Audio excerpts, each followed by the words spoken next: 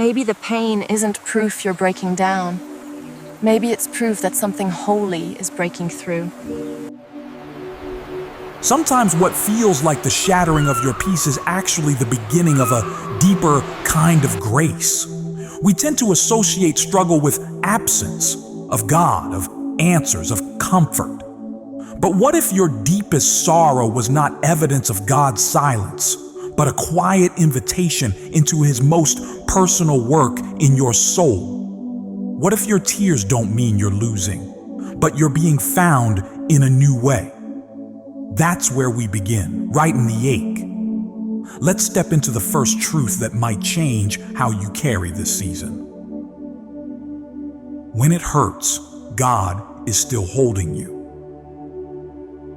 If all you've been feeling lately is tired, stretched thin, or quietly breaking, don't rush to call it failure. Don't assume it means you've missed something. In fact, it could mean you're right where heaven meets the hardest parts of being human. Pain doesn't always arrive to undo you. Sometimes it arrives to undo what was never meant to stay. Maybe you've prayed, and all you've heard back is the sound of your own breath. Maybe you've waited, and the answer still hasn't come. Maybe you've shown up with faith again and again, but the change you need still seems out of reach. It's in those spaces, those sacred, uncomfortable spaces, that God often whispers, "I'm not far, I'm just quiet because I'm working." You might not be able to feel it now, but this could be the part of your story where your roots grow the deepest. Max Lucado once reminded us, God never said the journey would be easy, but He did say the arrival would be worthwhile. If we measured God's faithfulness by our comfort, we'd miss 90% of what grace actually looks like. Because sometimes grace doesn't come wrapped in answers. It comes in endurance, in inner steadiness, in that strange peace that arrives uninvited when nothing outside has changed, but something inside has shifted. Isaiah 43:2 says, "When you go through deep waters, I will be with you." It doesn't say if, it says when. It doesn't promise you won't feel like you're drowning. It promises that when you do, you're not alone. That promise doesn't always fix things instantly, but it gives you a ground to stand on. And when the floor of your life feels like it's giving way, a single solid truth can hold up your soul. This is one of them. God hasn't walked away. Even when you can't feel Him, even when you question everything, even when prayers go unanswered and days go long without relief, He is not pacing the halls of heaven, uncertain of what to do next. He's present, patient, and more concerned with your transformation than your temporary relief. That's hard to accept, especially when what we want is for the pain to stop. But if stopping the pain would also stop the process that's making you whole, would you trust Him to keep going? Maybe right now you're standing in a place you didn't ask to be. Life didn't turn the way you hoped. The people you counted on aren't showing up the way you thought they would. The future feels foggy and unpredictable. But this moment is not the end. It's the middle. And God doesn't build halfway. There's a line I've held close in dark seasons from an unknown writer. The same God who created the stars also formed your strength in the dark. That's not poetic exaggeration. That's truth. The same hands that flung galaxies into motion are holding together every fragile thread of your spirit. And those threads are not unraveling. They're being rewoven into something even stronger. So if you're asking, why does this hurt so much? I want to ask you a different question. What if this ache is sacred? What if this ache is opening something inside you that comfort never could? What if this struggle is shaping a tenderness, a faith, a resilience in you that will carry not just you, but others? We don't talk enough about the purpose of pain in the spiritual life. Not because it isn't there, but because it's uncomfortable. It forces us to slow down and see what's underneath our plans. And that's where the real stuff is. That's where transformation begins. And while this may not be the path you would have chosen, it might just be the path God knew would bring you closer to Him than any comfort ever could. Not because He delights in your hurt, but because He knows what it will build. Romans 5:3-4 lays it out clearly. Suffering produces perseverance, perseverance, character, and character, hope. What a strange equation, right? It doesn't say suffering leads to answers. It doesn't even promise an escape. But it does promise that something is happening, something deep and valuable inside of you. You might not see it yet, but something is forming. Let yourself believe that the shaping is sacred. Let yourself trust that you're not being overlooked. You're being held. Even when you're tired of trying, even when you're not sure what tomorrow looks like, even when you've gone numb from disappointment, God isn't finished, and He's not passive about your struggle. He sees every silent fight, every brave face you put on, every night you cry out in private and show up again anyway. That quiet faith, that's what moves heaven. Sometimes we get so focused on the outcome that we forget what obedience looks like in the middle. But God doesn't judge the weight of your worship by the volume of your praise. He sees what it cost you to stay soft. He sees what it cost you to stay faithful. You may be tempted to compare your pace to someone else's. Don't. Their path isn't your preparation. God doesn't do duplicates. Your journey is not supposed to look like anyone else's. He's writing a personal gospel in your soul. It's not mass produced. And yes, there will be days when the page He's writing feels too heavy to hold, but that's not the end of the story. There's a strange gift that comes in brokenness. Clarity. Clarity about what really matters. Clarity about who you are and who God is when everything else is stripped away. It's in the breaking that we start seeing what was never really ours to begin with and what was always meant to be. You're not alone in this season, not spiritually, not emotionally, and not eternally. Whether you feel Him or not, God is not distant. He's near to the brokenhearted, not the polished. He moves toward the weary, not away from them. He's not waiting for you to get it together.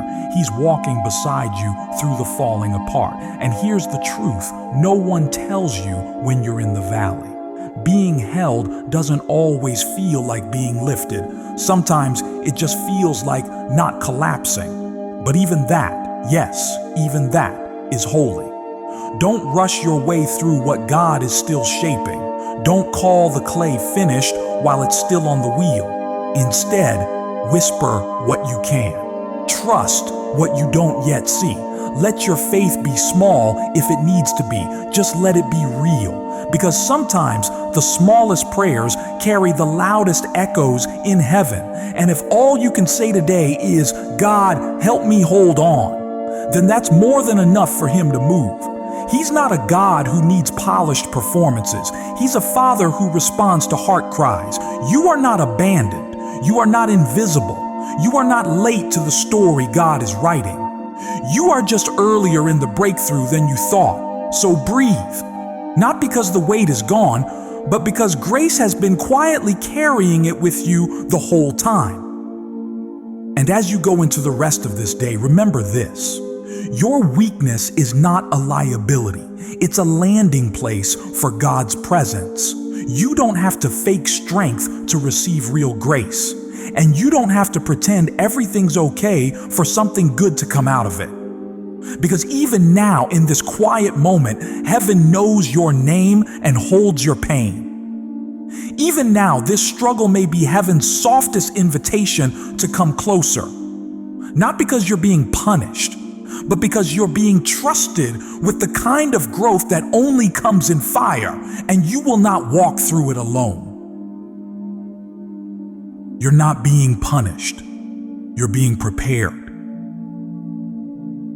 If you've ever sat in silence and wondered if you're going through this season because you've done something wrong, let this be the moment you stop carrying that lie.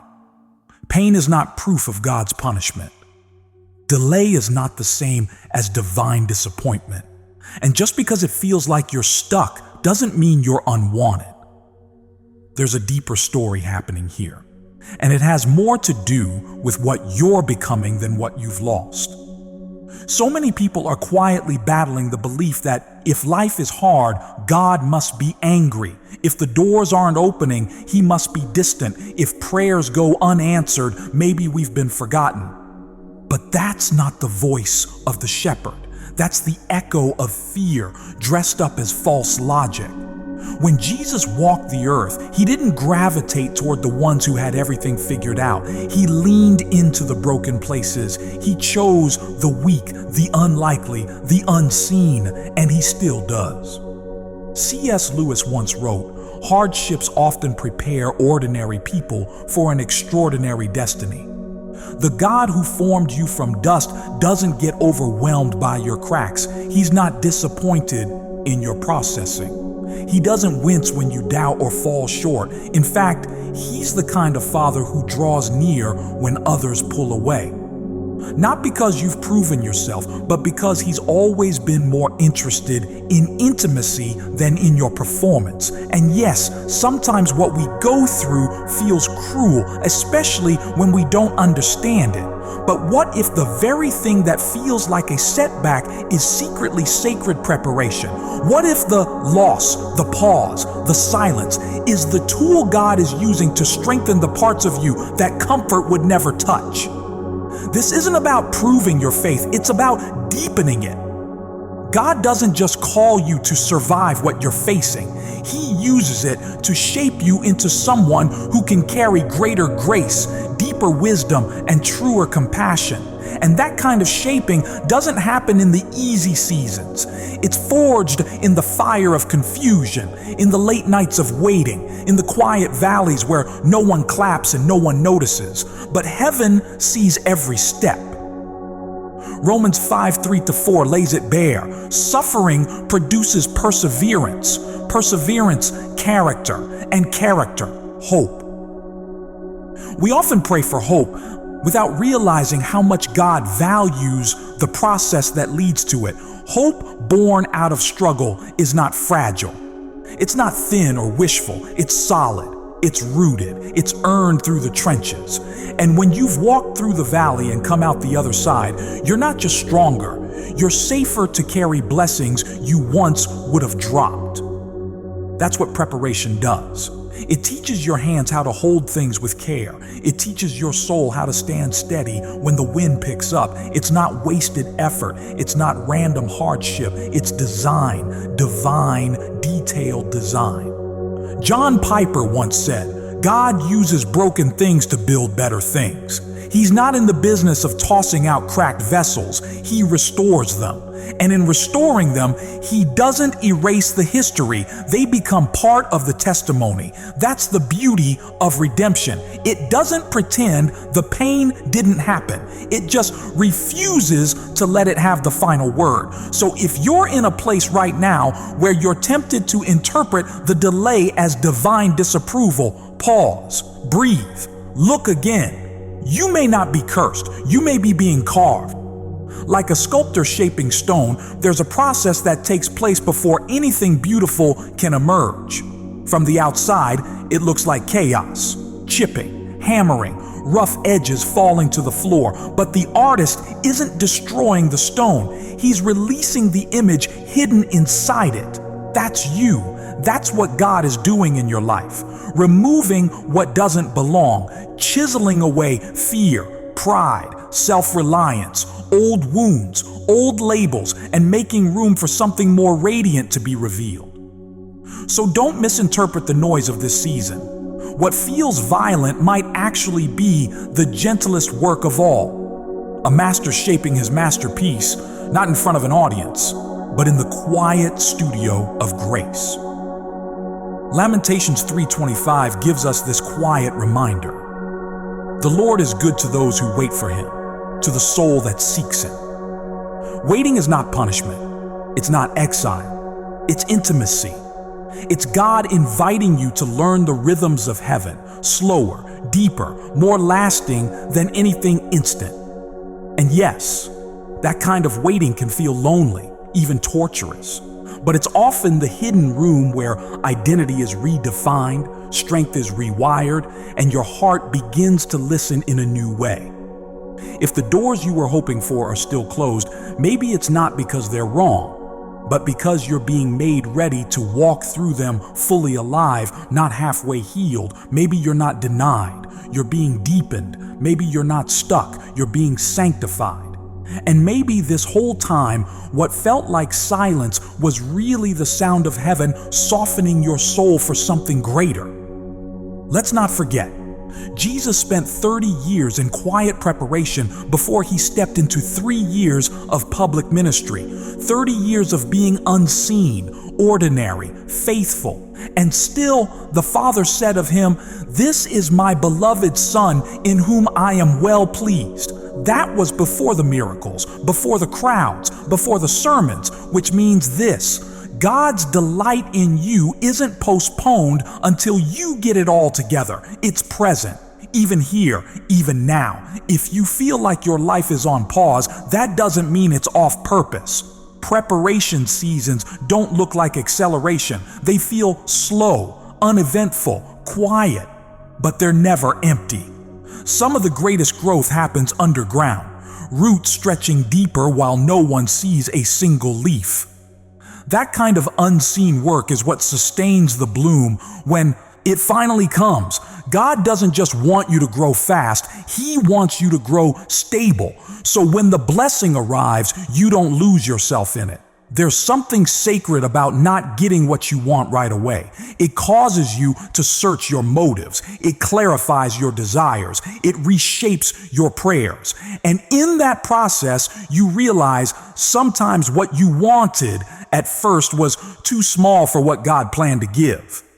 Sometimes He delays the answer, not because it's denied, but because He's still building the container that can safely hold the weight of it. That's not punishment, that's protection. And that's the kind of love that runs deeper than quick fixes. Maybe your prayer in this season isn't about change on the outside. Maybe it's about asking, "Lord, prepare my heart to carry the change you already have in mind." That prayer rarely goes unanswered, because God is always more interested in your wholeness than your performance. And He's more committed to your healing than you are to your plans. You haven't been overlooked. You haven't been set aside. You've been set apart for something that still requires more shaping. Let that truth sink in. Let it interrupt the spiral of doubt. Let it speak louder than the whispers of comparison. What God is doing in you is not behind schedule. It's being custom built. And sometimes that means enduring longer seasons of uncertainty while He finishes the work only He can do. If you're weary, don't confuse that weariness with weakness. Being tired doesn't mean you're not growing. It just means you're human. It means you've been showing up. It means you're still moving forward, even if it's slow, and forward is still forward, even on your hardest days. And if all you have today is the courage to keep breathing, then you've already done more than enough. There's beauty in endurance. There's holiness in holding on. And there's eternal strength being planted in you even now as you walk through this valley. So don't trade this sacred season for something quicker. Don't wish it away. Ask instead, what are you building in me, Lord, that needs more time? That kind of posture changes everything because it places your heart not in demand, but in trust. Trust doesn't mean you understand. It means you stay.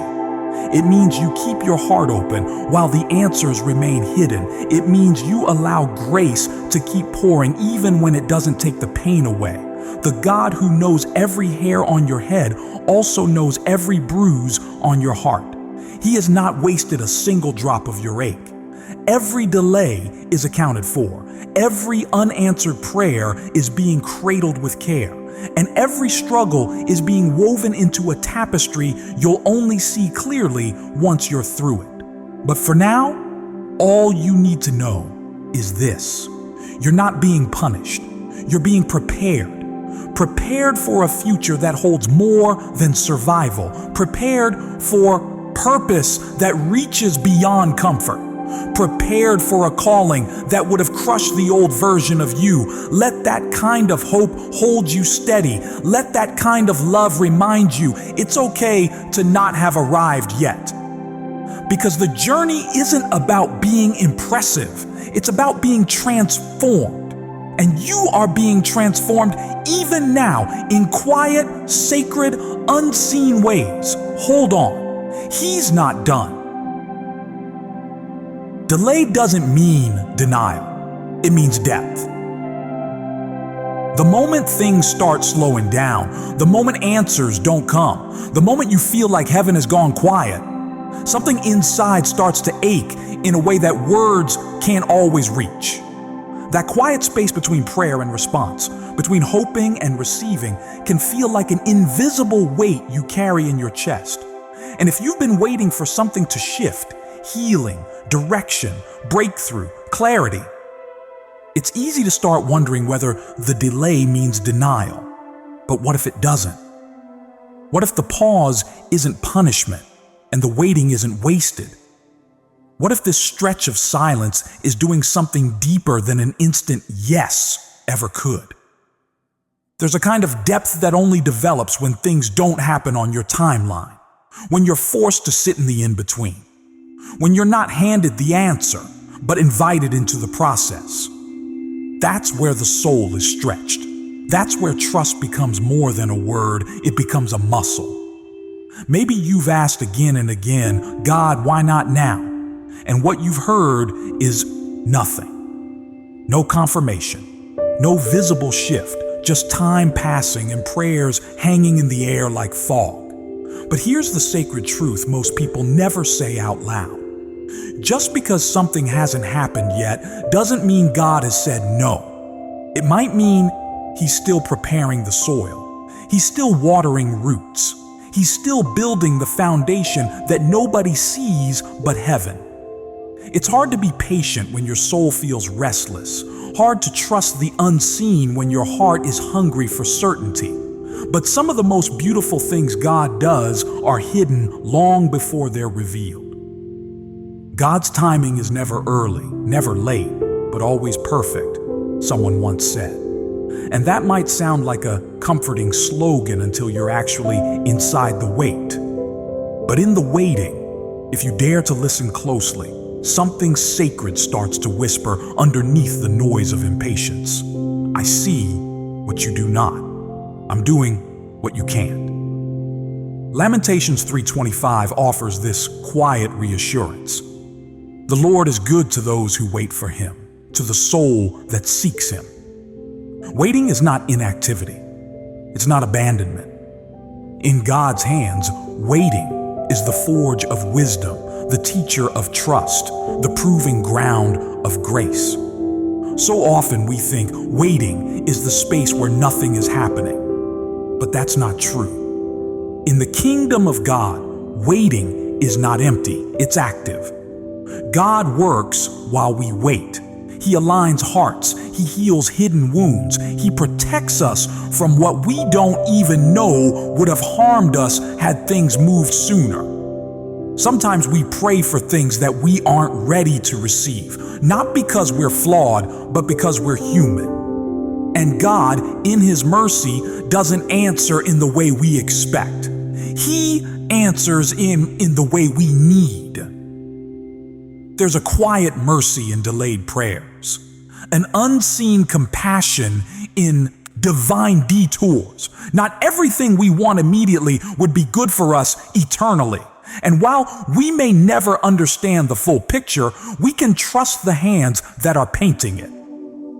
Sometimes God holds you back because He knows you're about to step into something too small, said an unknown voice of wisdom. That line has the power to free you if you let it. Because it reminds us that not getting what you asked for might be God's way of protecting you from settling for less than what He designed. He's not dangling hope like a cruel joke. He's not ignoring your longing. He's just too intentional to rush a masterpiece. In a world obsessed with speed, the Spirit moves at the pace of eternity. And that's why the deepest transformations can't be microwaved. They require marination, stillness, time. If you've been wondering why your season is slower than others, it's not because you're behind. You might just be being built for something heavier, something that requires deeper roots, stronger endurance, more refined character.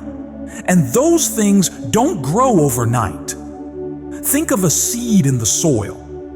Before it breaks through the surface, before anyone can admire its beauty, there is a dark, hidden process. The shell breaks. Roots push downward before stems reach upward. That's not wasted time. That's essential time. The same is true of you. God isn't just preparing the blessing for you.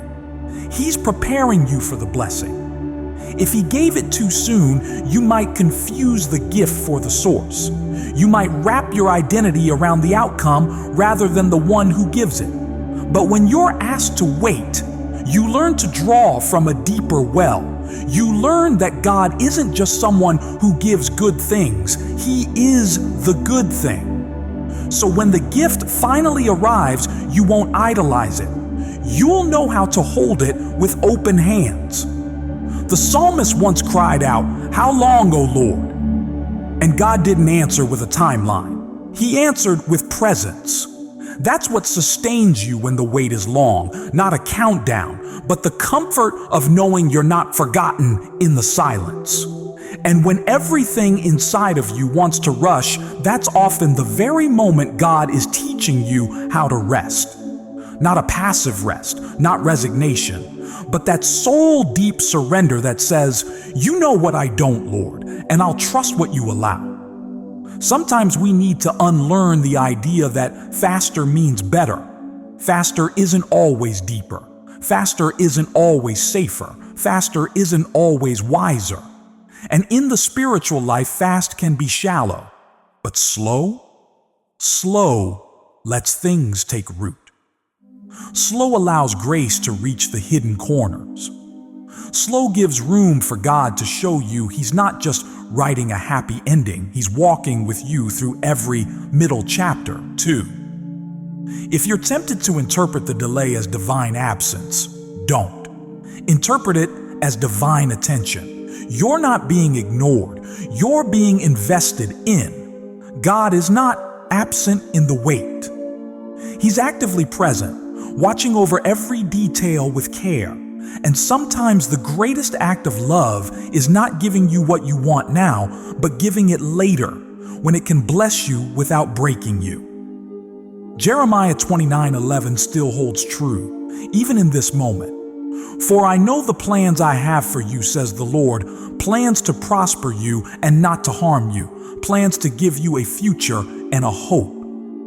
That future doesn't require you to force the doors open. It requires you to trust that the doors will open when you're ready to walk through them in faith, not fear. And if the season is stretching long, it's because something beautiful is growing behind the scenes. That depth you're developing now will carry you when the surface level things fail. That faith you're nurturing quietly will hold firm when emotions waver. That inner maturity you're gaining in silence will shine louder than any spotlight ever could. Let it grow. Let it take time. Let it become real, not rushed. Because what lasts is what is formed slowly, and what's deep cannot be shaken by shallow storms. The world may never celebrate the years you spent waiting, but heaven honors every moment you chose to stay rooted in trust. Every time you resisted bitterness, every time you praised when it didn't make sense, every time you stayed when you wanted to quit. That's the kind of strength God calls holy. You don't have to fake joy in the wait, but you can still find peace. You can find it in the knowing that delay does not equal denial. And denial is not always rejection, it's redirection to something more aligned, more holy, more true. You may not see the fullness now, but one day you'll look back and thank God for the doors that didn't open when you banged on them, for the moments that didn't work out the way you planned, for the days that felt like loss but were actually protection. That's what depth gives you, perspective. That sacred ability to look back without resentment because you've seen the fruit of slow surrender. So if you're still in the waiting place, you're not behind. You're becoming. You're becoming someone who trusts beyond understanding, someone who walks in quiet strength, someone who can carry God's goodness with humility because you've learned it wasn't earned, it was entrusted. Don't measure this season by progress you can track. Measure it by the trust you're learning to live. God is doing something in you that isn't always loud or visible, but it's holy and it's worth the wait. The path is hard because the purpose is holy. Nobody tells you at the beginning how heavy the right path might feel. There's a belief that if God calls you to something, it'll be smooth, that holy equals easy, that obedience leads directly to abundance. But the moment your feet hit the road of real purpose, the terrain shifts. It's not paved with certainty. It's not marked by applause. It's marked by endurance, surrender, cost. And if you're in a season where things feel unusually hard, not because you've rebelled, but because you've obeyed, take heart. The difficulty might not be a warning sign. It might be confirmation that you're walking in something sacred. There's a narrowness to the way of Christ. Jesus never pretended otherwise. In fact, he said it plainly. Enter through the narrow gate, but small is the gate and narrow the road that leads to life, and only a few find it. Matthew 7:13-14. He wasn't being discouraging. He was being honest. Because the narrow way is not crowded, it's not convenient. And most of the time, it doesn't feel obvious, but it's where the deepest transformation happens. Walking the path of faith means saying yes to things the world says no to. It means holding on when no one else understands. It means pressing forward without proof, simply because God whispered, "Go." That's never going to be comfortable, but it's always going to be worth it. And right now, if you're walking that road, tired, unnoticed, misunderstood, it's not because you've missed something. It might be because you've been entrusted with something. The kind of purpose that doesn't just bless you, but builds others through you. That kind of purpose, it doesn't grow in shallow soil. It grows in hardship. It grows in the place where your strength runs out and His strength begins. Thomas Carlyle once said, "Don't be afraid of pressure." Remember, pressure is what turns rough stones into diamonds. There's a reason you're feeling pressed, not to destroy you, but to develop something inside you that can't be shaped any other way. Pressure has a way of stripping away illusions, of forcing clarity, of sharpening your focus until all that remains is what actually matters. The rest falls away. And though that falling away hurts, it creates space for something more eternal to rise. Purpose isn't about platform, it's about process. And if God is leading you through a hard place, it's because He's forging something that the easy road could never produce. You may not be able to trace His hand right now, but you can trust His character. He's not careless with your pain. He doesn't waste seasons, and He doesn't mislead His children. The hardest path is often the holiest, not because of what it gives you, but because of who you become on the way. We often want to reach the destination quickly. We pray for the blessing, for the breakthrough, for the harvest. But God, He's looking for people who are willing to be changed along the way, who don't just want the gift, but want to be made into someone who can carry it well. And here's the truth that's hard to accept. The making is often more painful than the receiving is joyful. God could give you the blessing in a moment, but if your character isn't ready, the blessing could crush you. So he takes his time. He digs deep. He refines. He exposes weak places, not to shame you, but to strengthen you. If you're being stretched, it's because something is expanding. If you feel broken, it's because something new is being born. And yes, it feels like too much some days, but don't forget, Jesus never said this road would be easy. He only said we'd never walk it alone. The closer you get to the heart of your calling, the more resistance you'll feel. That's not because you're off course, it's because you're on it. The enemy doesn't waste attacks on people going nowhere, and God doesn't allow pressure without a holy purpose behind it. In the desert seasons, it's tempting to look back at Egypt, to long for the familiar, even if it kept you enslaved. But God didn't bring you this far to let you die in the wilderness. He brought you here to set you free in a deeper way. This road is painful, but it's sacred. It's not punishment, it's preparation. And yes, the path is narrow, but it leads to life.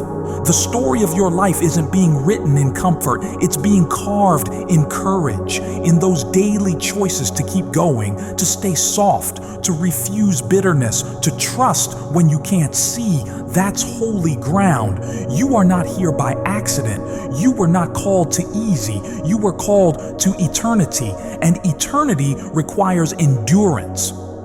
Jesus walked the hard road first. He paved it with his own blood. So now, when you suffer, when you feel forgotten, when obedience costs more than you imagined, it's not unfamiliar to him. He's been there. He's with you still. If God is making you wait, someone once wrote, then be prepared to receive more than you asked for. That sounds lovely on paper, but in real life, the wait is wearying.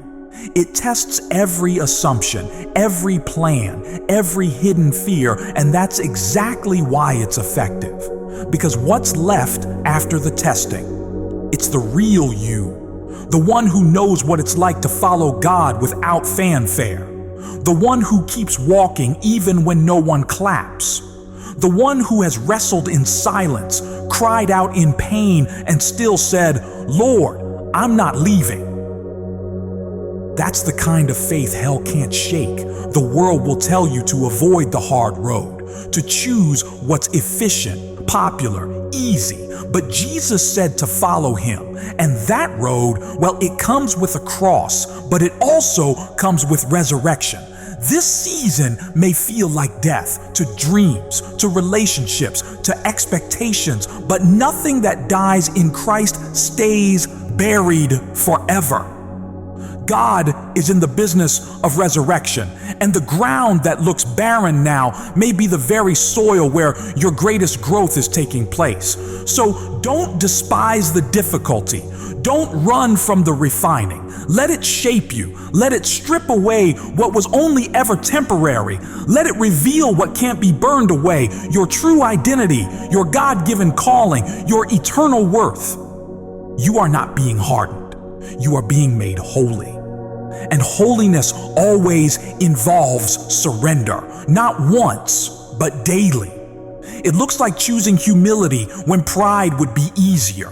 It looks like forgiving again, trusting again, saying yes to things no one else sees, being faithful in silence, believing in promises when the path gets darker, not brighter. That's the call, not to comfort, but to Christ. And he hasn't stopped walking beside you. The next time it feels like too much, remember, the road is hard because the purpose is holy, and holiness isn't sterile, it's fierce. It costs something. It cuts away the unnecessary. It calls you deeper than convenience ever could. You might be misunderstood, overlooked, even judged for your obedience, but heaven sees. Heaven celebrates. Heaven strengthens. You're not fighting for attention, you're being formed for alignment. The God who sees in secret is building you in secret for a reason that will one day be made visible in his perfect timing. Until then, keep walking, keep trusting. Let the road be hard, because the purpose behind it is worth everything. Your struggle is not a wall. It's a window. When pain shows up, it's easy to see it as a barrier. It interrupts your plans. It silences your joy. It clouds the view of everything ahead. But what if the very thing that feels like a wall, unmovable, cold, uninvited, is actually a window? A window doesn't stop you. A window reveals something. What if your struggle isn't where the story ends, but where you start to see God differently? We often view hardship as something to get past, as if the blessing is only on the other side. But sometimes the blessing is what you begin to see right in the middle of the storm, not when it's over, but when it still hurts. Your current situation is not your final destination, said Zig Ziglar. But even more than that, it's not your full definition. You are not defined by what you're going through. You are refined by it. God doesn't waste a single bruise, a single tear, a single unanswered prayer. They are all collected. Not one of them disappears into nothing. They are seeds. And in God's hands, seeds always break open before they bloom. You've asked why it's so hard, why you feel stuck, why breakthrough hasn't arrived. But what if this isn't about getting through a problem? What if it's about seeing through it? Windows don't always change what's outside, but they do change how you see. Struggles have a way of stripping away the noise. They make you pay attention to things you would have missed otherwise. A new kind of strength, a hidden tenderness, a deeper hunger for God's presence. These are not things you stumble into during easy seasons. These are things discovered when you're down to nothing but still whisper, "I trust you." Jeremiah 29:11 says, "For I know the plans I have for you, declares the Lord, plans to prosper you and not to harm you, plans to give you a future and a hope." But what we sometimes forget is that this verse was written to people who were exiled, people who had been removed from everything familiar, people in the midst of struggle. And God didn't tell them, "You're going home tomorrow."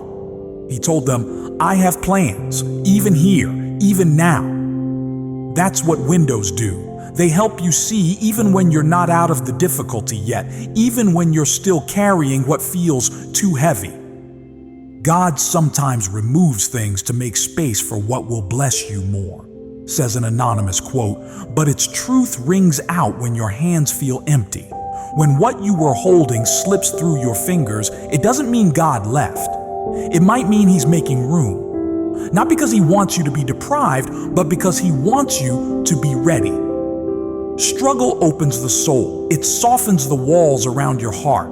It slows you down long enough to ask questions you've been avoiding. It reveals desires you didn't know you had and false hopes you didn't realize you were clinging to. It reveals what you believe in silence, not just what you say aloud. And that's not a wall, that's a window into who you're becoming. It's through that clarity, that raw, vulnerable clarity, that you begin to see your life not as a mistake, not as a collection of failures or detours, but as a sacred unfolding. A place where God is still at work, still writing, still redeeming. Pain does not have the final authority. Grace does. And grace shows up in the places you least expect it, like a window carved into a thick wall you thought would never move. Maybe you're not stuck. Maybe you're being asked to see differently, to stop asking, "How do I get out of this?" and to start asking, "What can I receive while I'm here?" That shift changes everything. Because it means even in this moment, before the healing, before the change, before the victory, you are not empty. You are in process. You are in the presence of a God who shapes purpose through pressure, who molds beauty from broken places, who shines through the cracks and lets light flood what once was hidden. Every window needs light to reveal what's beyond it. And the light of Christ is still shining, even now, even here. You may feel overlooked, but God sees you clearly. You may feel like giving up, but heaven is still invested in you. You may feel like you've lost time, but God doesn't need time. He uses eternity. You're not at the end of your story. You're at the edge of new perspective. If this season has humbled you, let it also anchor you. If it has quieted your plans, let it amplify your listening. If it has brought you low, let it draw you near to the one who bends low to meet you. The struggle may not disappear overnight, but what it opens in you will last a lifetime. Let the wall become a window. Let the trial become a teacher. Let the pain become a portal. And let your heart stay open long enough for heaven's light to pass through. You don't need to be finished to be faithful. You don't need to have clarity to be carried. You just need to believe that even in this, God is still writing something beautiful. Even in this, He's still trustworthy. Even in this, your tears are not wasted. They are watering something sacred, something that will one day rise, not just for your own joy, but for the healing of others who will need to hear how you made it through. So breathe, let the light in, and look again. The struggle isn't your prison. It's a window into everything God is still preparing, and it's already opening. If you've made it this far, maybe your heart needed more than quick relief. Maybe what you really needed was the quiet reminder that you're waiting, you're hurting, you're breaking. None of it is overlooked. This journey you're walking, no matter how hard, is not a sign of failure. It's a sacred place where God is still present, still working, and still turning your hidden struggle into unexpected grace. So today, let this truth take root. You are not being punished. You are being prepared. And what looks like a wall might be the very window through which God's goodness pours in.